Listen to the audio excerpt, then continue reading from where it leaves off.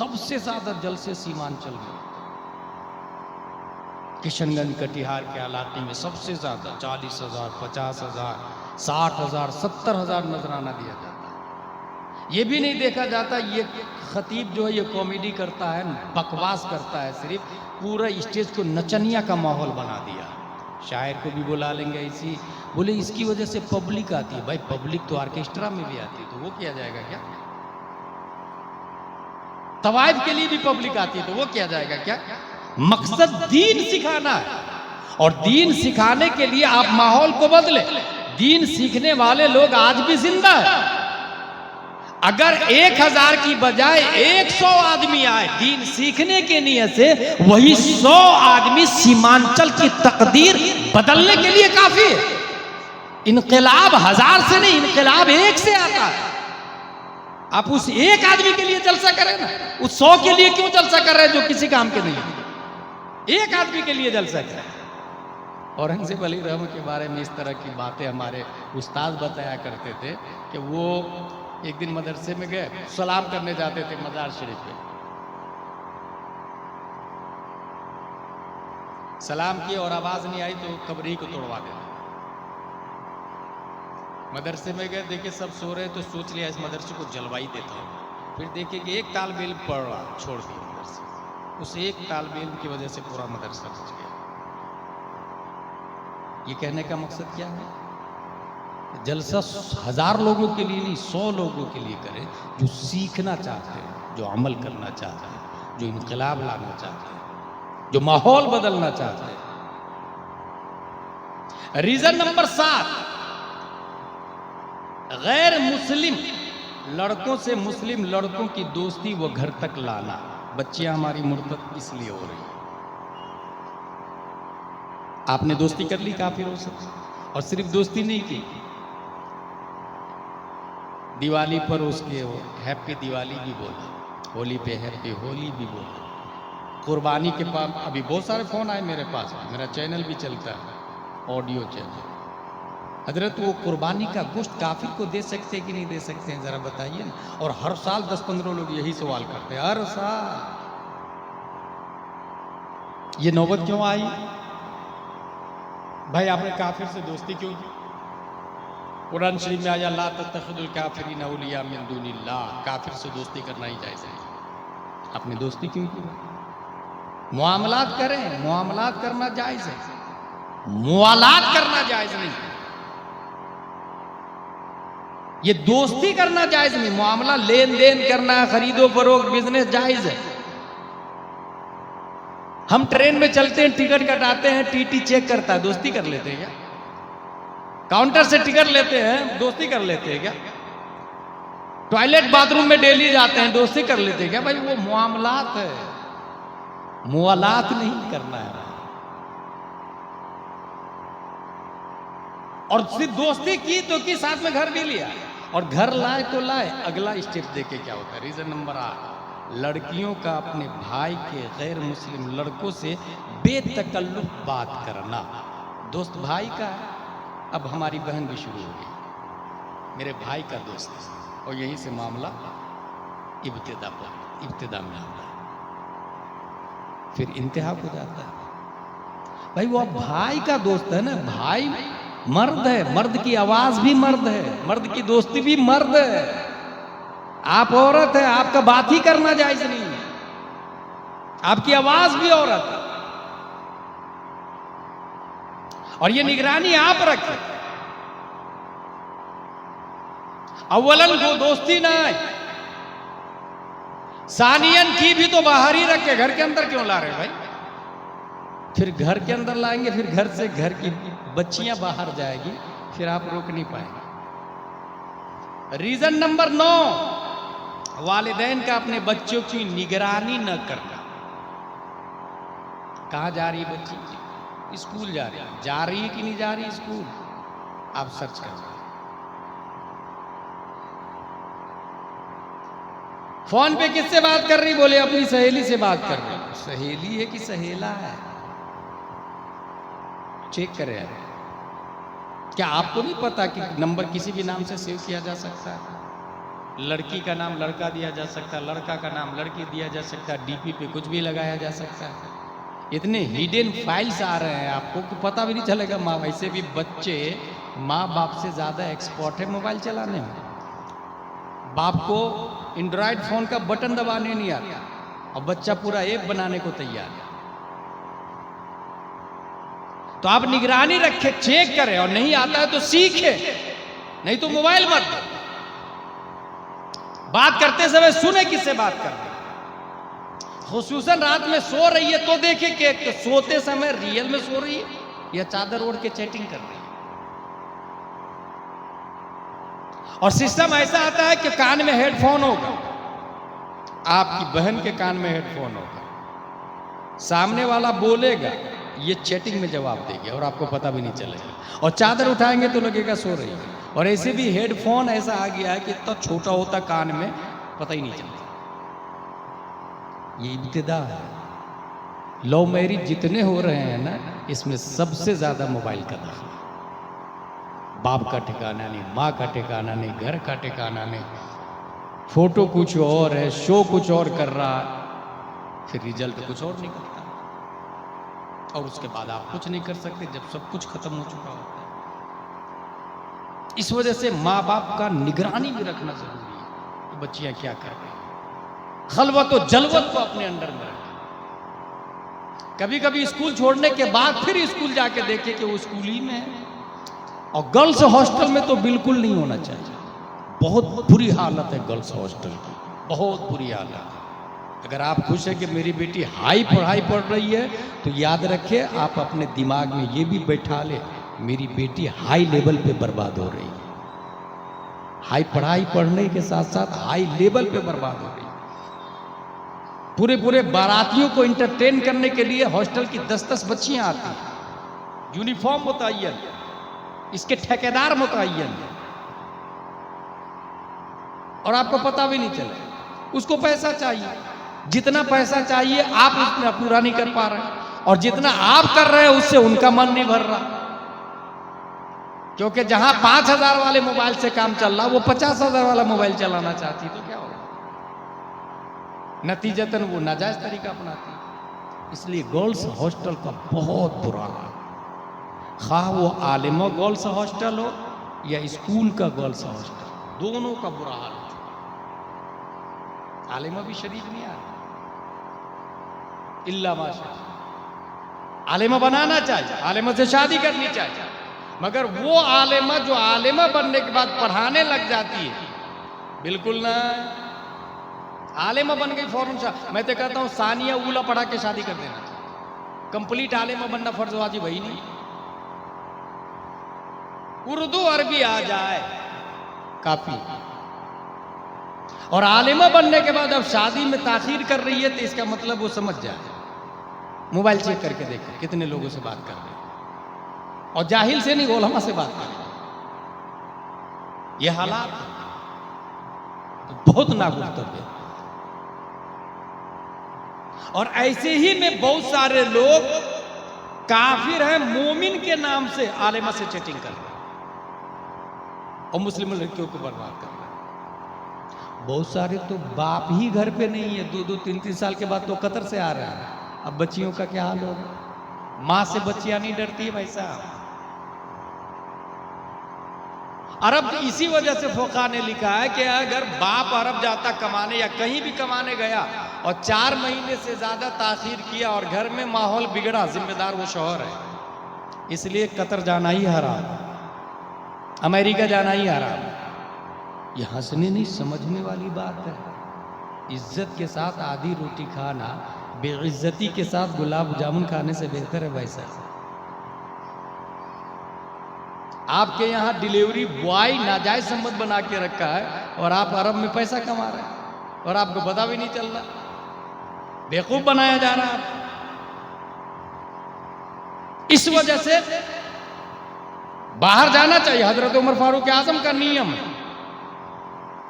अपनी बेटी से उन्होंने पूछा कि औरत शौहर के बगैर कितने महीने रह सकती है। मैं ये नहीं कह रहा और औरत गलत होती है, मगर रास्ता तो यहीं से खुलता है ना। उमर फारूक आजम ने पूछा औरत कितने महीने शौहर के बगैर रह सकती है? उनकी बहन उम्मुल मोमिनीन हुजूर सल्लल्लाहु अलैहि वसल्लम की ज़ौजा सर को झुकाई और कहा 3 या 4। वहीं से उन्होंने नियम लगाया इस्लामिक दुनिया में 4 महीने से ज्यादा कोई बाहर नहीं रहे। अब अगर आप रहते हैं तो लॉ के खिलाफ करते हैं और उसका साइड इफेक्ट जिम्मेदार आप। रीजन नंबर 10, लड़कियों का बगैर किसी महरम के मार्केटिंग करना। इर्तिदाद की 10वीं वजह यह है। कहां जा रहे पुस्तक खरीदने? बिल्कुल न, अकेले नहीं जाएंगे, माँ के साथ, भाई के साथ। मैं लाके देता ना, आप घर में बैठे आप लाके, क्योंकि सबसे गंदी जगह को मार्केट कहा गया है। रुए जमीन पर सबसे गंदी जगह कौन सी है? बाजार, सबसे गंदी जगह। और सबसे अच्छी जगह मस्जिद को कहा गया। गौर कीजिए, सबसे गंदी जगह कौन सी? बाजार। और सबसे अच्छी जगह मस्जिद। सबसे अच्छी जगह मस्जिद में जाने से औरतों को रोक दिया गया है, तो गंदी जगह की इजाजत कहां से मिलेगी? मस्जिद में नमाज पढ़ने से रोक दिया उमर फारूक आजम कि नहीं, यहां फितना हो रहा है। नमाज पढ़ने से रोक दिया गया, तो मार्केटिंग करना कहां से जायज हो जाएगा? यही समझने की जरूरत है। और जलसे का वजूद इसलिए हुआ, इस्लाह मुआशरा का यही मतलब है। न कि घर को नात खानी करवा ले आप के, आहा मेरा जलसा कामयाब हो गया, बहुत सारे लोग आए थे। ना, एक आदमी आया था, सुना और अमल किया, इसको कामयाबी कहते हैं। किसी ने कल बोला कि अजहरी साहब ने अच्छी तकरीर की, कामयाबी जलसे की ये नहीं है, उसने अमल किया, ये कामयाबी। जलसे का वजूद अमल के लिए हुआ है, शोबाजी के लिए नहीं, फॉरवर्डिंग के लिए नहीं, शेयरिंग के लिए नहीं हुआ, सेंडिंग के लिए नहीं हुआ, अमल के लिए। सबसे अच्छी जगह जाना जायज नहीं। अच्छा, यहीं से अंदाजा लगा है कि उर्स में जाना कहां से जायज हो जाएगा?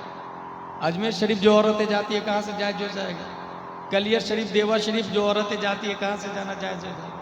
एक फिरका अपने इंडिया में निकला, वो कहता है जायज है, बहुत बड़ा गुमराह फिरका है। औरतों का मजार शरीफ पे जाना जायज नहीं है, फितने की वजह से।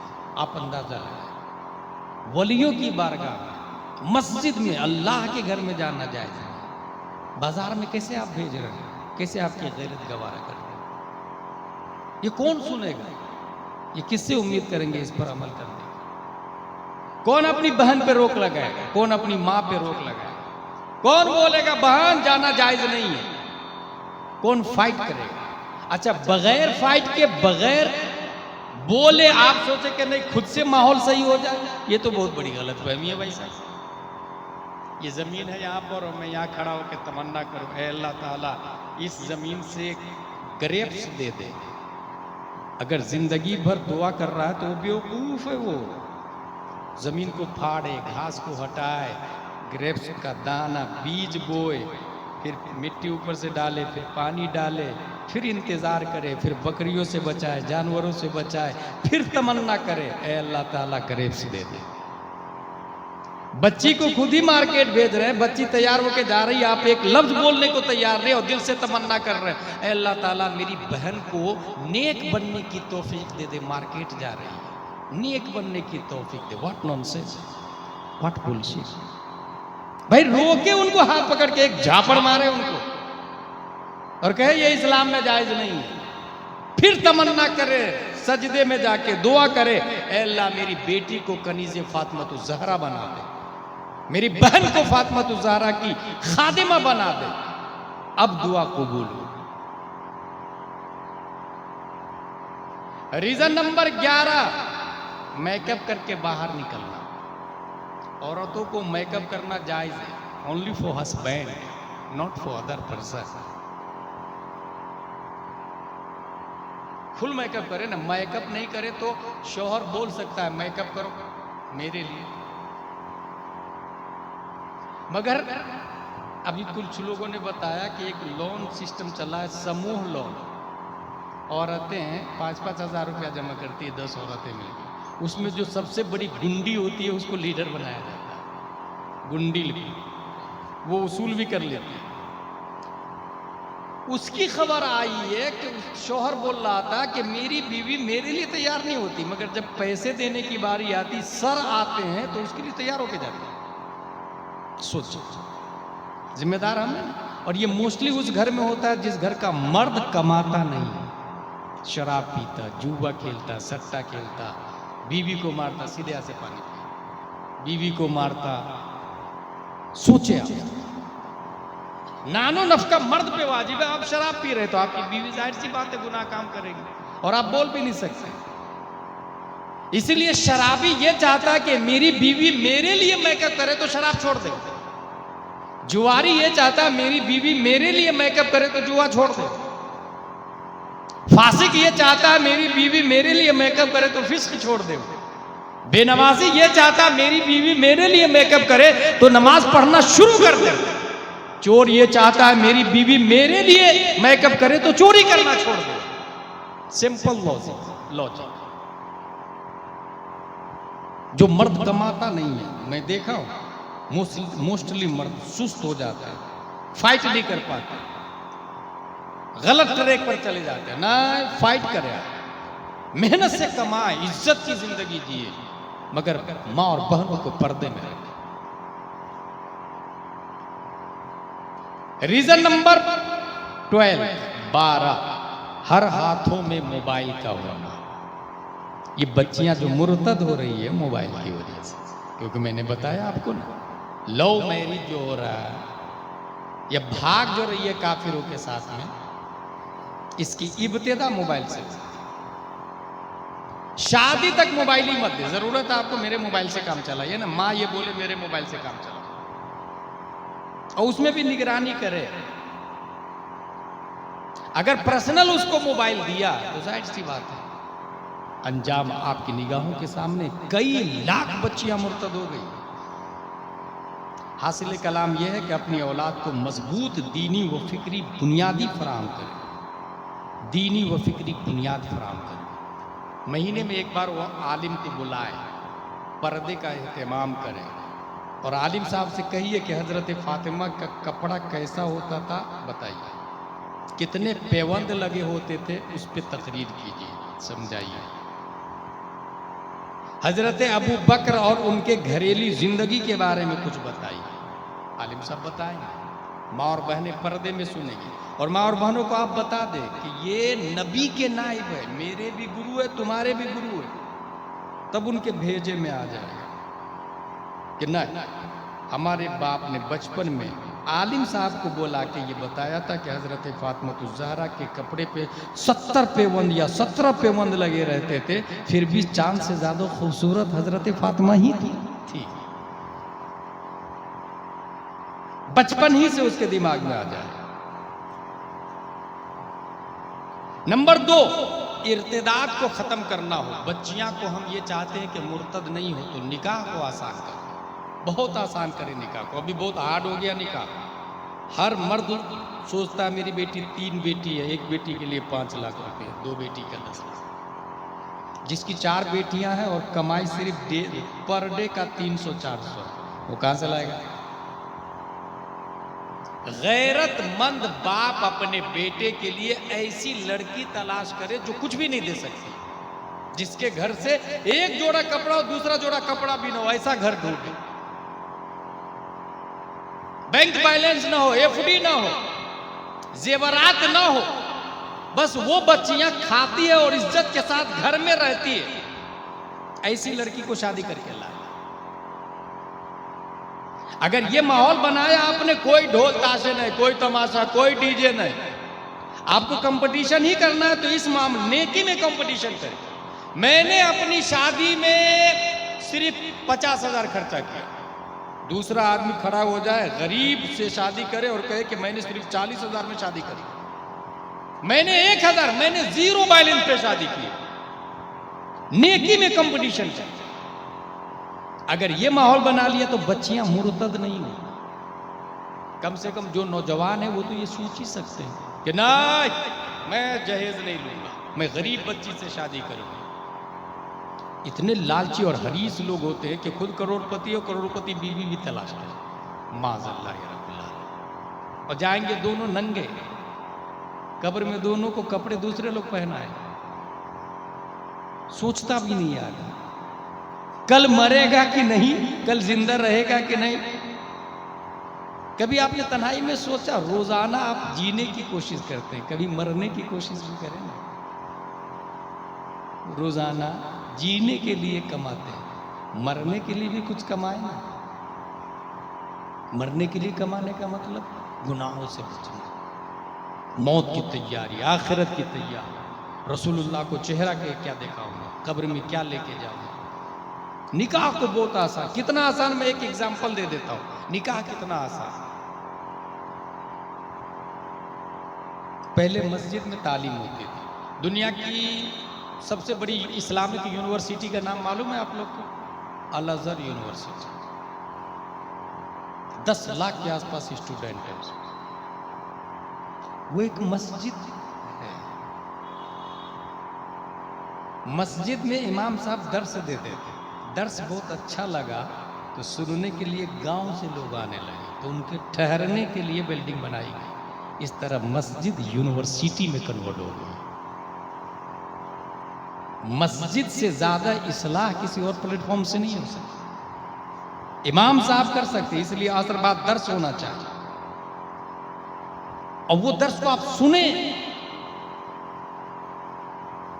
तो पहले मस्जिदियों में दर्स होता था, तालिब इल्म अल्लामा बनते थे मस्जिद में, घरों में अल्लामा बनते थे। मदरसा था ही नहीं पहले। मस्जिद नबवी में अबू बकर, उमर, उस्मान व अली तैयार हुए। इमाम साहब पढ़ा रहे हैं, काफी तालिब इल्म पढ़ रहे हैं। एक तालिब इल्म 3 दिन से भूखा था। उसको ख्याल आया, यार मैं 3 दिन से भूखा हूं, जाके मोहल्ले में से कहीं खाना ढूंढ के लाता हूं। खाना गया ढूंढने के लिए, एक घर में देखा, दरवाजा खोला तो औरतें बैठी हुई थी। दरवाजा लगाया, भाग आया। दूसरे घर में गया तो खाने की खुशबू आ रही थी। आ हा हा हा, मजा आ गया। अंदर गया, किचन में घुसा,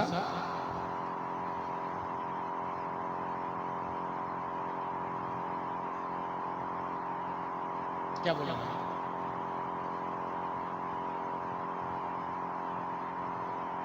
किचन में घुसा, तपेली से ढक्कन हटाया, देखा बैगन की सब्जी बनी हुई। चम्मच डाला, बैगन निकाला, मुंह में डाला, दांत गड़ाया, दांत काटा। फिर ख्याल आया, यार ये तो हराम है, हराम बैगन में खा रहा हूं, मेहमाने रसूलों के। गड़ा हुआ दांत निकाला, वापस रखा बैगन को, जाके फिर पढ़ने लगा रोते रोते। 3 दिन से भूखा है, देखिए, मगर हराम नहीं खाया। कुछ देर के बाद एक शख्स आया अपनी भतीजी को लेके। इमाम साहब, ये मेरी भतीजी है, आप अपने तालिब इल्मों में से किसी के साथ निकाह कर दीजिए। इमाम साहब ने ऐलान किया, कौन निकाह करेगा? कोई हाथ नहीं उठाया। एक तालिब इल्म की तरफ इशारा किया, तुम इससे निकाह करो। इमाम साहब, तालिब इल्म उस्ताद की बात मानता। आज भी अदब मदरसों ही में जिंदा है, स्कूल में नहीं, कॉलेज में नहीं, यूनिवर्सिटी में नहीं। यूनिवर्सिटी में तो टीचर ही को झापड़ मार देता है स्टूडेंट। मदरसे में अदब जिंदा है। शादी कर कहा, हुजूर मेरे पास कुछ भी नहीं। कहा कि कोई बात नहीं, इसके पास है सब कुछ, तुम शादी कर लो। कबूल है, कबूल है, कबूल है। वहीं पर कितना आसान है, इतना ही आसान होना चाहिए निकाह, इतना ही आसान होना चाहिए। वो घर देखी, वो रस्म हल्दी और वगैरह वगैरह क्या क्या सब होने लग जाता है। लाखों रुपया शादी से पहले ही खर्चा हो जाता है। शादी के बाद में वो दुल्हन कहती है, नकाबपोश, मेरे सरताज घर चलिए। घर ले गए, घर में बैठाई, दस्तरखान बिछाई, कहा आप बैठिए, मैं खाना लेकर के आती हूँ। वो खाना लेने के लिए गई, तपेली खोली, चम्मच डाली, देखा दांत कटा हुआ बैगन। वो खातून कहती है, कितने अजीब लोग हैं, दांत काट के छोड़ दिया। शौहर बोलता, वो अजीब लोग कोई और नहीं, मैं हूं।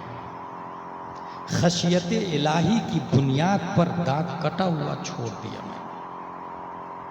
खशियत अल्लाह के खौफ कि मैं हराम खा रहा हूं, मेहमान रसूल हो के मुंह से निकाल के मैंने रख दिया।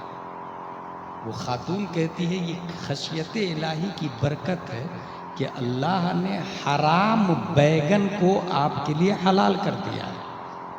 सिर्फ बैगन को हलाल नहीं किया, बैगन की मालिका को भी हलाल कर दिया। सिर्फ मालिका को हलाल नहीं किया, जिस मकान में बैगन रखा था उस मकान का मालिक भी अल्लाह ने आपको बना दिया। वो समझ में आया? ये होता है निकाह को आसान। बेवा मुतल्लका, यही ये भी बता दूं 2, 3, 4 शादी करें गरीबों से, बेवा से, मुतल्लका से। लोग क्या सोचते कि ना, खुसूसन औरतें, मेरे शौहर को मैं जहर पी लूंगी, दूसरी शादी नहीं करने दूंगी। अब सोचे उसकी बहन बेवा हो जाए, उससे कौन शादी करेगा? मुतल्लका हो जाए, उससे कौन शादी करेगा? पॉपुलेशन औरतों की ज्यादा है, मर्दों की कम है। हर मर्द एक शादी करेगा, बाकी औरतें कहाँ जाएंगी? और फिर जो औरत ये सोचती है कि मैं जहर पी लूंगी मगर शादी नहीं कर दे दूंगी, वो हजरत आयशा को क्यों नहीं देखती? वो हजरत हफ्सा को क्यों नहीं देखती? क्या हम लोग गौसे आजम को नहीं मानते? मानते हैं ना। 4 शादी की और चारों बीबियां वलिया थी, वलिया। और चारों बीबियां गौसे आजम से मुरीदा भी थी, मुरीदा भी और वलिया भी। हालात क्या है, माहौल क्या है, डोंट माइंड। मुझे अच्छे से याद है, एक आदमी मुझको बोला आपने दूसरी शादी क्यों की? मुझको बोला, मैंने कहा जायज, 4 शादी करना जायज। उसने दलील दी और 1 घंटा बहस किया मुझसे, दूसरी शादी नहीं करना चाहिए। मैंने ये कहा ये बताओ तुम्हारी गर्लफ्रेंड कितनी है? आपको हैरत होगी, उसने कहा 99 गर्लफ्रेंड है। ये सुनी सुनाई बात नहीं, डायरेक्ट हॉट टॉकिंग कर चुका हूं मैं उससे। 99 गर्लफ्रेंड। मैंने उससे कहा एक भी गर्लफ्रेंड बनाना हराम है मगर 4 शादी करना जायज। हम औरतों को रखेल बना के नहीं रखते, घर की रानी बना करके रखते हैं, इज्जत देते हैं, वरासत देते हैं। अगर जीएफ मर जाए तो वरासत में कोई हिस्सा नहीं है, मगर बीवी मर जाए तो वरासत में हिस्सा है। शौहर मर जाए तो बीवी का हिस्सा होगा। इज्जत इस्लाम में है, वलिल्लाहिल इज्जत वलिर्रसूली वलिलमुमिनीन। एक नहीं 4 हो मगर घर की बीवी हो। अल्लाह तबारक व तआला चारों को इज्जत देता है। उससे जो बच्चा होगा उसी बाप का ओरिजिनल औलाद माना जाएगा, वारिस में हिस्सा भी होगा उसका। मगर रखेल के साथ में जो बच्चे होंगे कोई हिस्सा नहीं दिया जाता है। जीएफ के साथ में बच्चे पैदा हो रहे हैं, कोई हिस्सा नहीं दिया जाता। और इस मौजू पर मैं दुनिया के हर वकील से बहस करने को तैयार हूं कि इससे ज्यादा बेहतरी दुनिया में किसी और चीज में नहीं है। इससे ज्यादा शान, शौकत, इज्जत, एटीट्यूड किसी और चीज में। बल्कि मैं एक मिसाल दे दूं आपको, तारीख बता दूं, सेकेंड वर्ल्ड वॉर के बाद में बाज़ाब्ता जर्मन में मीटिंग हुई थी और यह कानून पास हुआ था कि हर मर्द 2 शादी करे, क्योंकि करोड़ों लोग मारे गए थे, उनकी बीवी बेवा हो चुकी थी। कौन खिलाएगा? ये नियम पास हुआ था। आज भी अगर ऐसी जरूरत हो करनी चाहिए। मैं ये नहीं कह रहा फर्ज वाजिब है, मैं ये कह रहा हूं कि अगर ऐसी जरूरत हो तो करना चाहिए। निकाह को आसान। नंबर 3, इस मौजू पर उलमा साइंसी, मंतिकी और दोस्ताना अंदाज में मुकालमा करें। हमने तो ये कह दिया कि ये हराम, ये हराम, ये हराम, मगर ये हराम कहने ही से काम नहीं चलेगा। हमारे आइम्मा हजरात इसमें कोऑपरेट करेंगे लोगों से। चाय की दुकान पर भी बात होती है, चाय की दुकान ही पर बात होगी, लॉजिकली बात करें। पान की दुकान पे बात लॉजिकली करें, फवाइद बताएं, साइड इफेक्ट बताएं। बच्चियां मुर्तद हो रही है, उसको समझाए कैसे मुर्तद हो रही है। मोहब्बत से बात करेंगे तो वज़क्किर फ़इन्ना ज़िक्रा तनफ़उल मुमिनीन। आप बातें बताएं, मोमिनों को यादें फायदा दिलाती हैं। सहाबा की हिस्ट्री बताए, अबू बकर की हिस्ट्री बताए, हजरत इमाम हुसैन की हिस्ट्री बताए, राबिया बसरिया की हिस्ट्री बताए। इस हिस्ट्री से कहीं ना कहीं उसके दिल में ये बात आएगी कि मुझे भी इन बुजुर्गों के नक्शे कदम पर चलना चाहिए, और इस तरह वो गुनाहों से बचेगा। परवरदिगार आलम हम सबको कुरान शरीफ, हदीस शरीफ, फिक्र शरीफ पढ़ने, समझने, अमल करने की तौफीक अता फरमाए। वमा अलैना इल्लल बलाग। अस्सलामु अलैकुम।